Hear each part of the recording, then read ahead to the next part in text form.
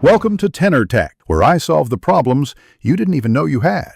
You start by confirming you have the right hardware, a Grand Vitara head unit that accepts Android Auto or a USB connection. Plug the original USB cable into your phone and the car. Make sure Bluetooth and location are on. Open Android Auto and accept permissions when prompted, because the app needs access to contacts, messages, and location to work properly.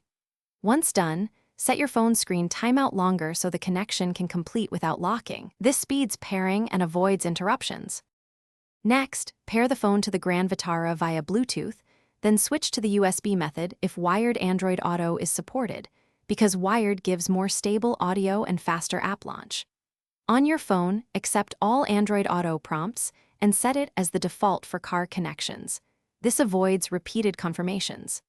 On the infotainment screen, pick Android Auto as the source, then grant any head unit prompts to access media and contacts. Make sure battery optimization is disabled for Android Auto so it won't be killed in the background. Finally, verify everything.